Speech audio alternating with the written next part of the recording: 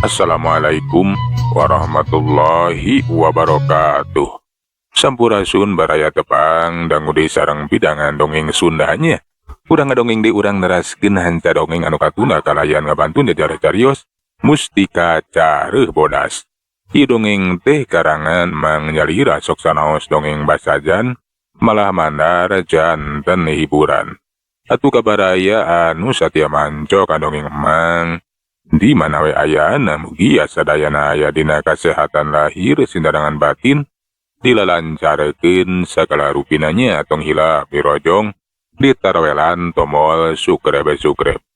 Atuh Mang oge nganuhunkeun kanu parantos like oge komen. Mangga mitra supados tejang kolong tinggal waktos urang sami-sami dangukeun deui kumaha terasna ieu carita Mustika Careuh Bodas. Sok kaparayun sadayana.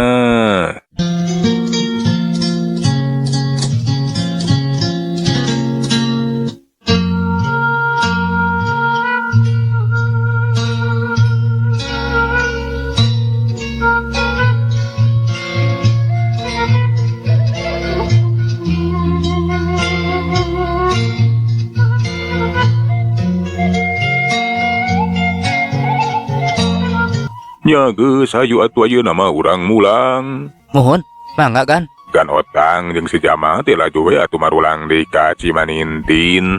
Teu kacaturkeun di jalana geus tepi kanu dituju. Kadatangan kan Otang teh dibageakeun we ku anak bojona nyaeta Ambu Sari jeung Neng Salma. Anu banget panasaran kumaha cenah. Nah panggih jeung Santana teh kumaha hasilna? Kumaha akang nah panggih jeung Raden Santana teh? Ih nya tuh panggih.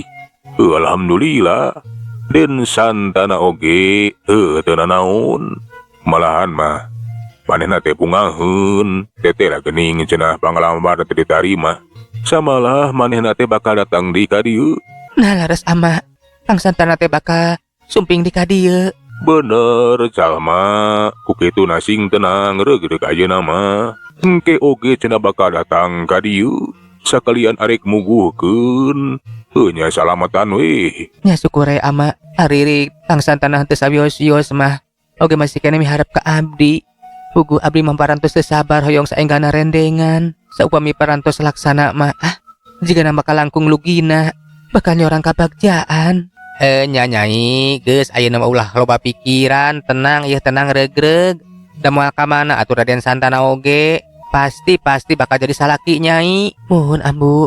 Katingali ayeuna mah kaya Neng Salma teh geus hanteu nguluwut. Paromana oge marah mai. Ngemuka bunga anu tayah babadan. Anu keur ngarobrol teh lain kan Otang jeung anak bojona wungkul. Tapi di pakarangan tukang oge si Jamal keur ngobrol we jeung Mang Tasmin. Oh jadi tidak ya teh tas nepungan Den Santana teh ya? Nya Mang, tas nepungan Den Santana kapan etagan Otang teh ngabejakeun lamun Neng Salma nu tadi nampik teh kiwari mah arek narima tah kitu. Har, kitu kutan teh. Nya atuh jadi robah pikiran eta Neng Salma teh. Kan matak aneh keur memang mah ye anu tadi nampik jadi narima we kitu. Nya Mang kateuing atuh. Mana kitu ge meureun Neng Salma teh robah pikiran. Temal si Jama bari laju ngeluk tungkul ka tembok paromana teh. Bangun anu alum nguyung. Kawas anu teu bunga ngadenge eta kaputusan Neng Salma. Puguh we pikeun Mang Tasman teh ngarasa kaget. Nah kunaon cenah si Jama teh? Kunaon Jang? Ujang mah kawas anu hanteu bunga ngadenge kaputusan Neng Salma anu tadi nampik ayeuna jadi narima teh. Itu jika anu sedih geuning Ujang mah. Teu nanaon Mang, teu kunaon kuring mah. Ulah ngabohong Jang. Nah aya naon sabenerna atuh. Puguh Mang oge ieu teh Herman heran ningali kayan Ujang jeung kayan Neng Salma teh. Kumang di Bandungan antara Ujang jeung Neng Salma teh jadi hanteu raket. Malahan mah katempo ku Mang mah Neng Salma teh sikepna jadi robah. Jika anu mung we papanggih jeung Ujang teh, jeung anu cecep malahan mah. Da pasti teh pasti aya sabab-musababna. Aya kasang tukangna. Ku kituna harina Ujang teh geus jujur ka Mang. Naon atuh nu jadi sabab-musababna? Segera bejakeun ulah asa-asa. Ieu Mang saknya mah, tapi ngobrolna ulah di dieu Mang. Hayu urang kasih si lembur ngarajongjon ngobrolna pasti Rusia gede ieu mah. Nu matak ngajakan mamang ngobrolna di sisi lembur oge. Nya heug lah hayu. Mamang penasaran hayang nyaho atuh. Nya hayu mang. Berawai dua tela lempang naringgalkeun imah gan otang. Teu kacaturkeun di jalanan geus tepi ka sisi lembur. Sabada geus aya di sisi lembur mah si Jamal teh atuh jong nyaritakeun. Sanyana cenah antara manehna jeung Neng Salma teh geus aya hubungan. Geus aya patari janji kung si Wakcabalaka. Pada mika cinta, pada mikanya ngan bae cenah teu sangka Neng Salma teh ngadadak jalire janji ukur mere harapan palsu. Tah kitu mang, antara kuring jeung Neng Salma teh kung si Wakcabalaka pada ngabudakeun eusi hate tetela. Sarua pada mika cinta, malahan mah geus aya patali janji pasini bakal terus ngahiji sok sanajan dilamar ku eta Den Santana. Tapi tetela kenyataan mah nu tadi geus nampikeun ayeuna mah jadi narima. Neng Salma jadi rebah pikiran. Meureunan anda dipikir-pikir leuwih hade milih Den Santana daripada milih kuring mah. Lantaran ari ka kuring mah can tangtu disatujuan ku kolotna. Pangkat kuring ukur badega. Sedengkeun Santana mah prajurit di Karajaan Sumedang. Manehna mah menak ari kuring mah ukur cacah kuricakan. Tah kitu mang. Mang Tasman maneh colok kaget atuh teu nyangka. Sing horeng si mana horeng antara Neng Salma jeung si Jamal teh geus aya hubungan khusus geuningan. Pantes atuh kayaan si Jamal jeung Neng Salma jadi robah. Halah. Kitu ku tante Jang. Kaharti atuh ku mamang ayeuna mah paingan atuh. Ke ngan bae keur mamang mah teu ngarti ieu teh. Nah atuh Neng Salma aya ku tega mere harapan palsu ka Ujang. Jeung ditega geus janji pasini bakal kuat ngahiji. Tapi jadi nyarayungan we kitu tah. Jadi milih Den Santana tibatan Ujang. Nya mang. Satadina mah kapan kuring mah teu maksakeun maneh tadina oge.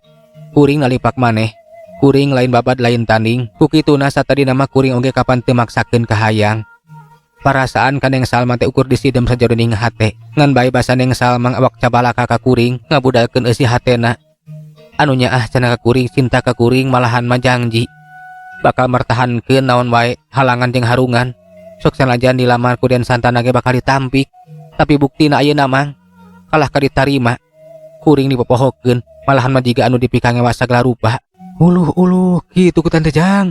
Halah sasat Ujang teh jiga anu dibawa ngapu ngawang-ngawang geus aya di luhur tuluy diragrageun nepikeun ka ti bebeut. Haluh asa ku kabina-bina teuing nya. Alah kabayang we ku Mang. Sok komo kapan ayeuna teh Neng Salma teh lamun geus narima eta Den Santana pasti bakal kawin. Pasti Ujang teh bakal nyeri hate. Bakal nyaksian Neng Salma teh rendengan jeung Den Santana. Ku kituna kuring leuwih hade ninggalkeun pagawean. Moal arek digawe deui di Gan Otang. Kabeneran basa kuring nganterkeun Otang ka dayeuh. Panggih jeung eta Pati Jaya Sakti. Malahan mah mere hadiah saemara teh jeung nawaran kuring digawe di ditu. Jadi prajurit cenah mang. Nya ku kuring arek dicokot emang lah. Daripada cicing di dia oge bakal nambahan ka nyeri hate. Alah nu bener Jang. Kumaha mamang atuh ditinggalkeun ku Ujang. Kapan urang digawe di dieu teh babarengan geus lila yeuh. Lamun Ujang ninggalkeun ka itu mah meureun paturai jeung mamang yeuh. Kumaha urusanana? Wayah na mamang mah gawe di dieu bae.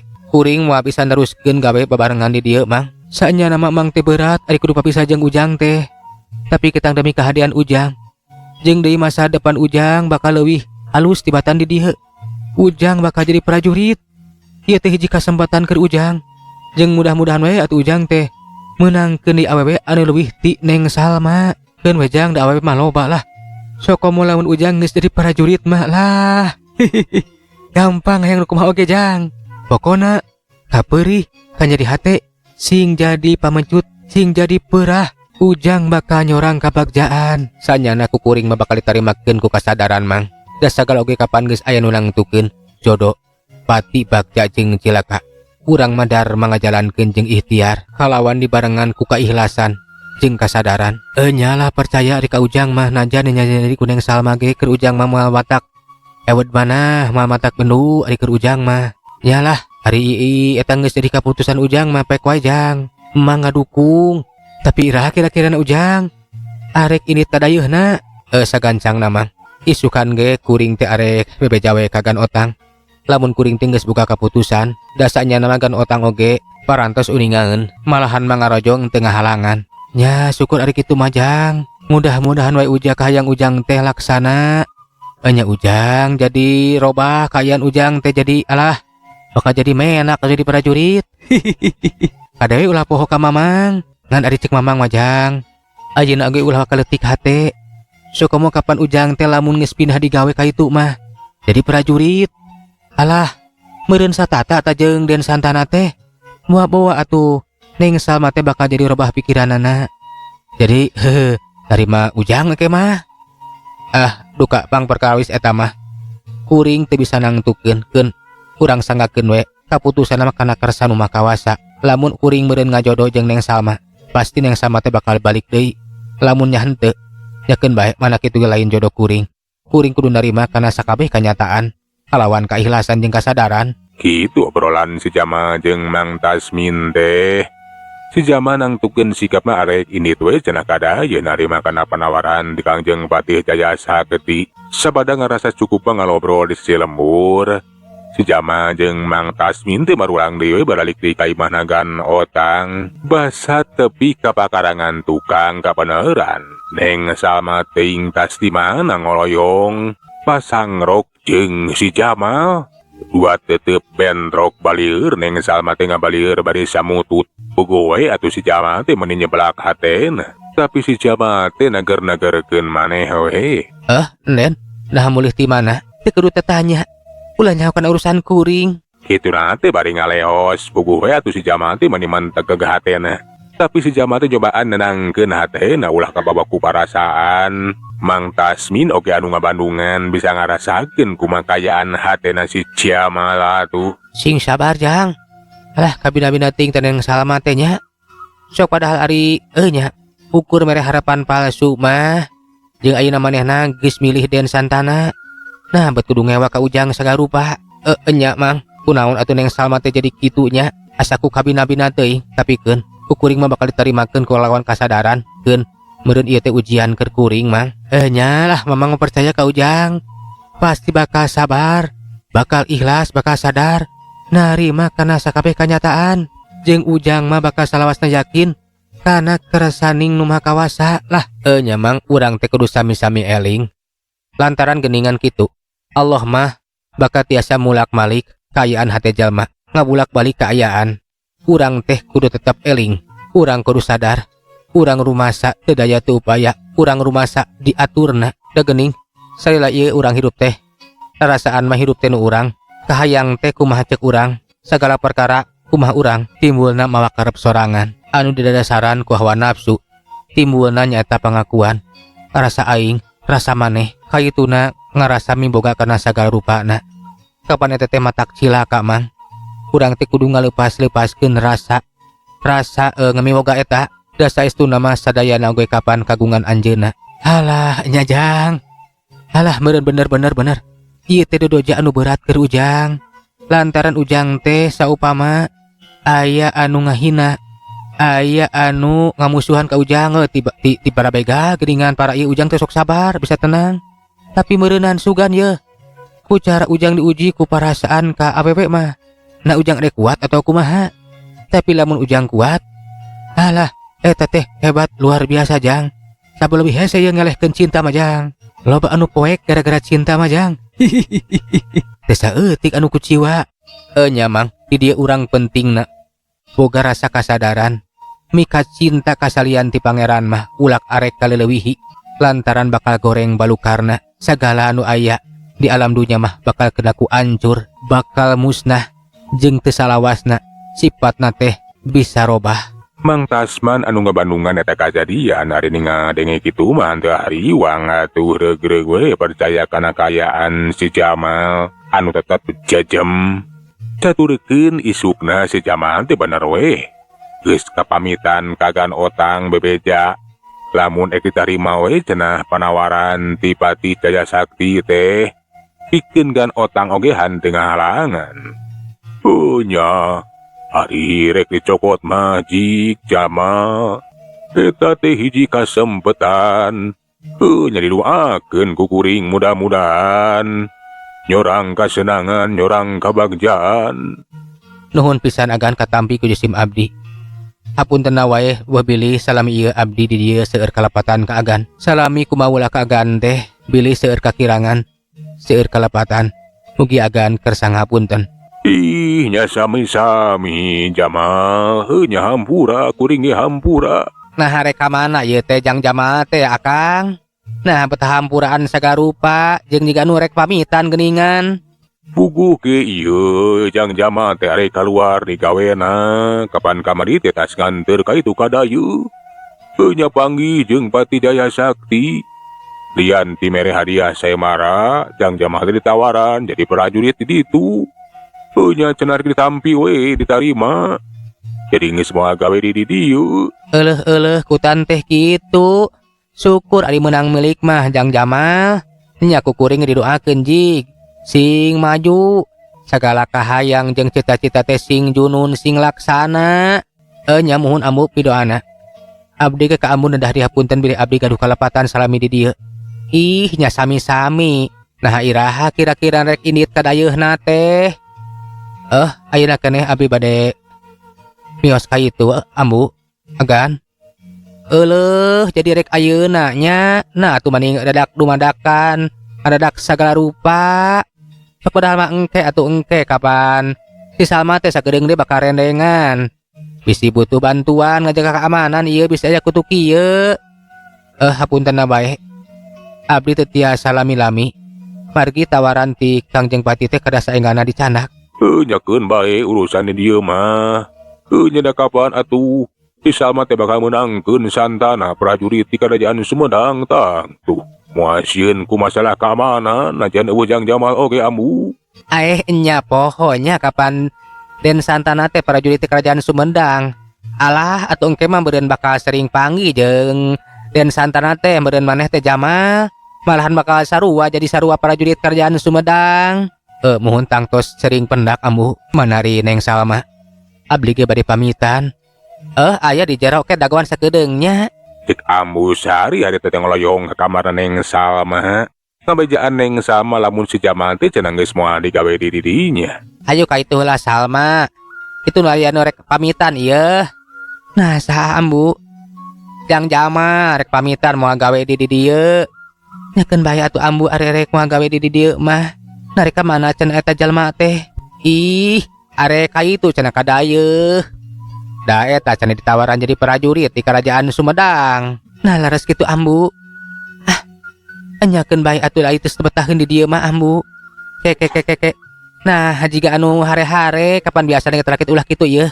Ulah kitu kapan biasa mah maneh teh ka badega teh tara kitu. Nah ayeuna mah jadi robah. Kasih Jamal teh jiga anu ngewa jiga anu geuleuh. Abi mah terasap geuleuh pisan kasih Jamal teh ambu. Ambu saresanya nama ngerasa kaget. Heran cenah Neng Salma teh sikepna jadi robah kasih Jamal teh sarupa kitu. Ih ulah kitu tepungan heula ieu ulah kitu. Nah kunaon maneh teh jiga anu boga pasualan jeung si Jamal teh. Nya atuh mangga ambu. Kan ku abi urang panggihan. Oloyong dua nanti noloyong dikatepas. Neng Salma nyamperkeun ka si Jamal barepok terus sacarita. Nah bari ka mana kitu Kang Jamal teh? Den. Akang teh bade kadayeuh. Bade nampi kana panawaran ti Kangjeng Pati. Akang bade damel di ditu di Kerajaan Sumedang. Nah syukur atuh ari kitu mah.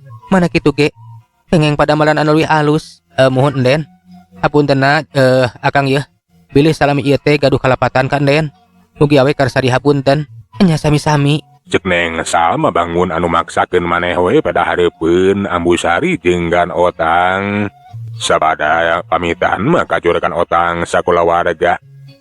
Si Jamal teh laju pamitan atuh ka badega Gan Otang.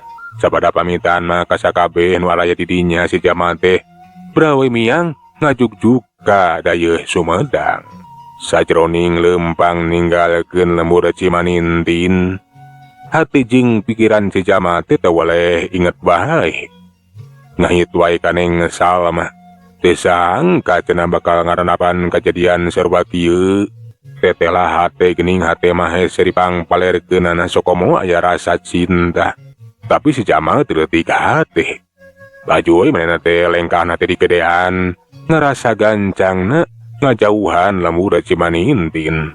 Basa keur anteng lempang kadenge sora si raja careuh anu dak dumadakan kadenge deui ayeuna mah ku si Jamal. Tete lamaneh teh sabar gening Jamal euy. Aing gesanya namanya ho kana kajadian nu geus karandapan ku maneh teh. Samalah aing ge apal. Lamun kaayaan hati jeung pikiran neng Salma teh sanyana mah teu wajar. Aya dina pangaruh ilmu pelet. Tapi aing teu bisa kukumah ngabantu. Ieu geus hiji jalan perjalanan maneh Jamal. Nu bener sih ya. Jadi kaayaan neng Salma teh henteu sawajarna. Aya dina pangaruh ilmu pelet. Bener teu salah. Di aya dina pangaruh ilmu pelet anu kacida hebatna. Nyaeta pelet marongge anu susah pikeun pitandingeunana. Tapi sing boga kayakinan maneh Jamal. Lamun seug eta neng Salma teh jadi milik maneh, pasti bakal jadi milik maneh. Sabalikna, lamun neng Salma teh lain jodoh maneh, pasti nepikeun ka irah oge moal nepikeun ka ngahiji. Sakitu tik aing mah Jamal euy. Si Jamal teh pugu we atuh mani nyahu leng paingan raja paingan atuh kaya neng Salma teh henteu wajar da geuning cenah ku pangaruh ilmu pelet marongge anu kacida hebatna. Teteh lah geuning. Neng Salma teh kapangaruhan ku ilmu pelet. Kumaha atuh ari geus kieu yeuh? Kumaha pikeun ngungkulanana? Aing oge teu dibere ilmu pikeun ngungkulan ilmu pelet mah. Teu nya kumaha atuh ari geus kieu nya ah. Tapi kersakeun we kekersan nu makawasa. Aing yakin lamun nya eta neng Salma jodoh aing mah bakal aya jalana. Neng Salma bakal leupas tina pangaruh eta ilmu pelet. Nya yakin we ka ieu nya. Ayeuna mah aing leuwih hade ini teu lawe ka dayeuh. Aing kudu lajari heula prajurit. Aing kudu satata jeung eta si santana. Cek si Jamal hade teh menang kagedean keyakinan lebih hade ge cenah ini teu lawe ka karajaan Sumedang. Keun urusan nyinglarkeun ilmu pelet mah. Urang sangakeun we cenah kersan nu makawasa mugi we aya jalana. Da yakin cenah sanajan di pelet-pelet oge aya lain kuruna milik santana mah pasti bakal moal laksana. Kitu nu aya dina keyakinan si Jamal teh. Bari hijeng pasti we si Jamal ge moal cicingeun. Pasti bakal narekah nyinglar kekuatan pelet anu geus mangaruhan hate jeung pikiran neng Salma. Heuleuh mitra waktos saparantos nyekapannya. Sagala urang teu jajar carita mustika careuh bodas dugi ka dieu. Urang teraskeun dina seri anu salajengna. Manganuhunkeun tina sadaya paratosan hapuntenna tina sadaya kakiranana nyamang. Saheulanan undur assalamualaikum warahmatullahi wabarakatuh. Jak